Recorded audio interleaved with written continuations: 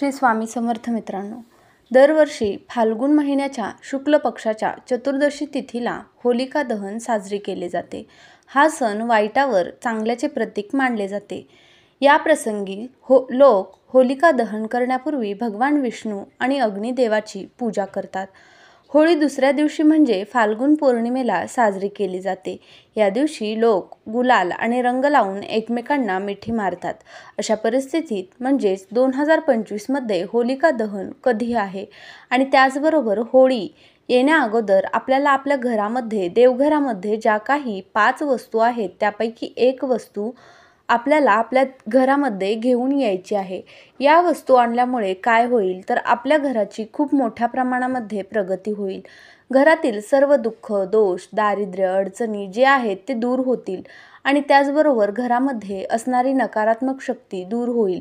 घरामध्ये येणारा पैसा जो आहे तो स्थिर राहील, अखंड राहील आणि अशा अनेक आपल्या घराच्या संबंधित काही समस्या आहेत तर त्या दूर होतील. त्यामुळे या वस्तू कोणकोणत्या आहेत याबद्दलची संपूर्ण माहिती आपण आजच्या या व्हिडिओमध्ये पाहणार आहोत. तसेच तुम्हालाही भगवान श्री हरिविष्णू आणि माता लक्ष्मी यांचा आशीर्वाद हवा असेल तर व्हिडिओला एक लाईक नक्की करा. चॅनलवरती नवीन असाल तर सबस्क्राईब करा आणि कमेंटमध्ये जय श्री हरी किंवा जय माता लक्ष्मी नक्की लिहा.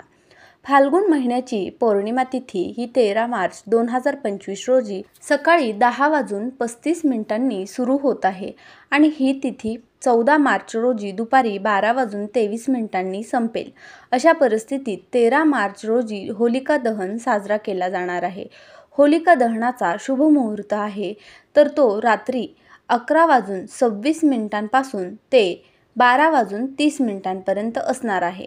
जर तुमच्या मुलामुलींच्या लग्नात काही अडचणी येत असतील तर होलिका दहनाच्या वेळी तुमच्या मुलामुलींना परिक्रमा करण्यास सांगावे. असे मानले जाते की या उपायाने विवाहातील अडथळे दूर होतात, तसेच वैवाहिक जीवन नेहमीच आनंदित राहते. याशिवाय कोणत्याही आजारांपासून मुक्ती मिळवण्यासाठी होलिका दहनाच्या अग्नीत कापूर जाळावा.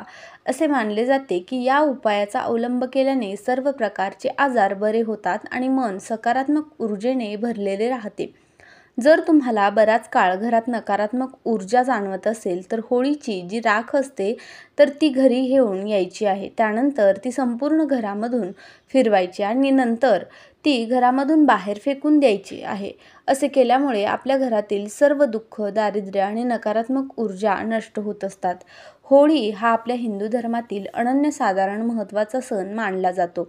मराठी वर्षाच्या सरतेशेवटी फाल्गुन पौर्णिमेस साजरी होणारी होळी हुताशनी पौर्णिमा, शिमगा या नावाने ओळखली जाते. वाईट प्रवृत्ती नष्ट होऊन त्यावर विजय मिळवण्याचा उत्साह साजरा करणारा हा सण खरे तर जुने जे वाईट असेल ते सोडून नव्याने स्वागतासाठी सिद्ध होण्याचा हा एक सण असतो. सृष्टी ही या काळात बदलत असते. पृथ्वी आपली जीर्ण झालेली जुनी पाने टाकून नवीन धारण करत असते. अनेक झाडांना मोहर आलेला असतो.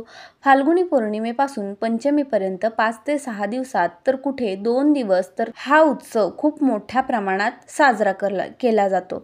काही वर्षांपूर्वी होळी जवळ आली की घरोघरी शेणाच्या गोवऱ्या होत असलेल्या दिसायच्या. त्यावेळी 2 होळ्या दिसायच्या, एक छोटी आणि एक मोठी. होळीच्या साधारण 15 ते 20 दिवस आधी गोवऱ्यांसाठी घरातील लहान मुले शेण गोळा करण्याची व गोवऱ्यांना मध्यभागी मोठे छिद्र केले जायचे.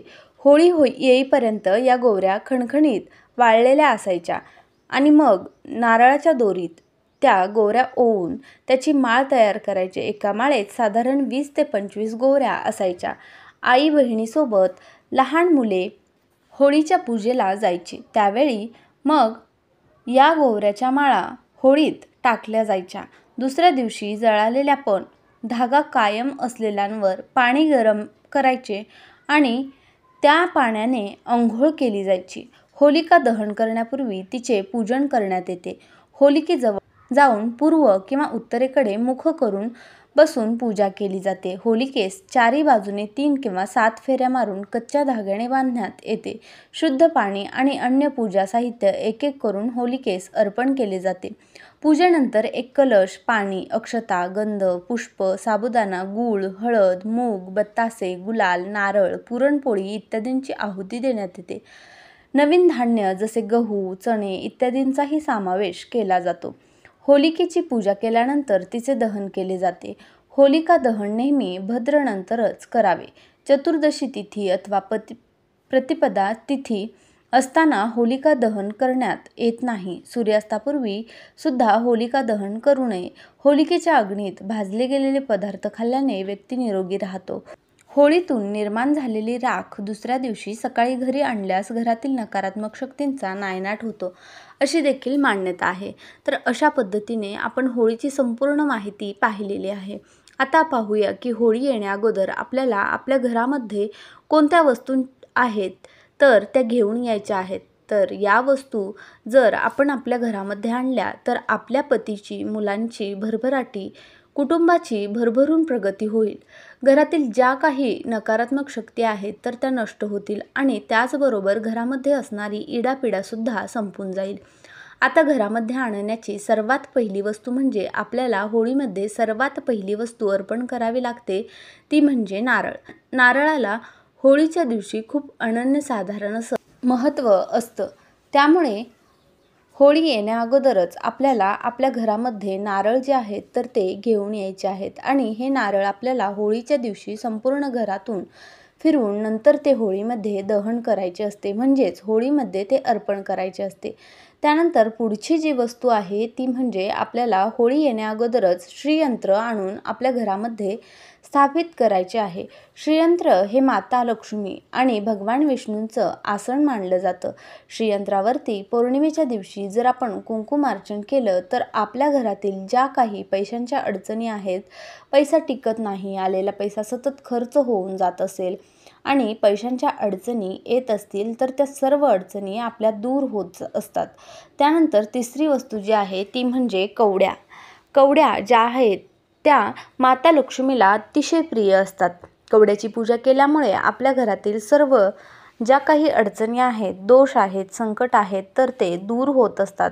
कवड्यांची उत्पत्ती ही समुद्र मंथनातून झालेली आहे. त्यामुळे 5 किंवा 7 कवड्या तुम्हाला घरामध्ये घेऊन यायच्या आहेत आणि होळीच्या दिवशी तुमच्या घरामध्ये त्यांची पूजा करून त्या स्थापित करायच्या आहेत.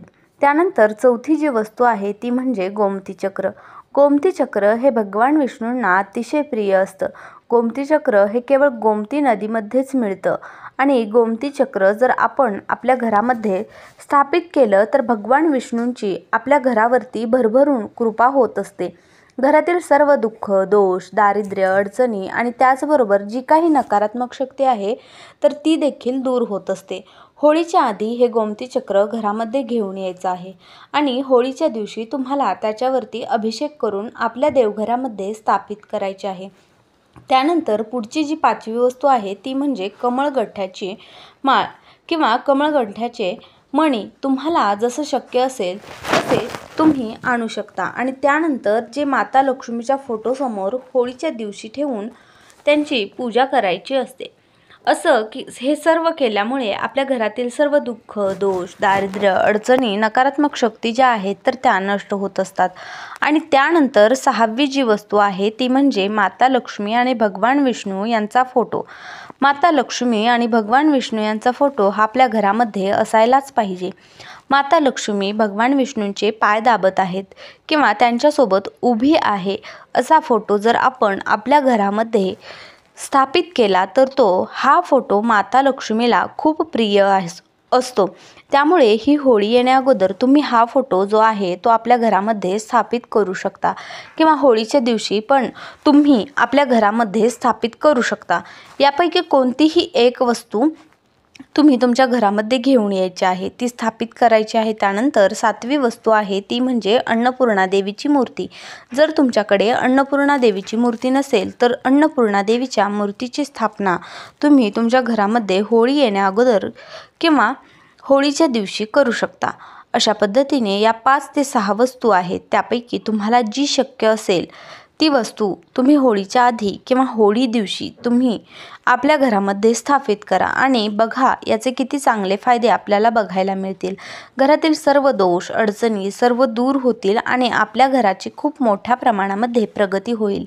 आपले जे देवघर असते तर ते आपल्या घराचा केंद्रबिंदू मानला जातो, त्यामुळे देवघर हे व्यवस्थित असणं, देवघरामध्ये सर्व वस्तू असणं देखील खूप महत्त्वाचं असतं। त्यामुळे या सर्व नियमांचे पालन करून तुम्हाला या सर्व वस्तू आहेत तर त्या होळी येण्या अगोदरच आपल्या घरामध्ये घेऊन यायच्या आहेत। नक्कीच तुम्हाला त्याचा फायदा होईल। जर हा आजचा माहितीपूर्ण व्हिडिओ तुमच्यासाठी थोडा जरी उपयुक्त ठरला असेल तर व्हिडिओला एक लाईक नक्की करा। तसेच चॅनलवरती नवीन असाल तर सबस्क्राईब करा आणि जास्तीत जास्त लोकांपर्यंत हा व्हिडिओ नक्की शेअर करा। धन्यवाद। श्री स्वामी समर्थ।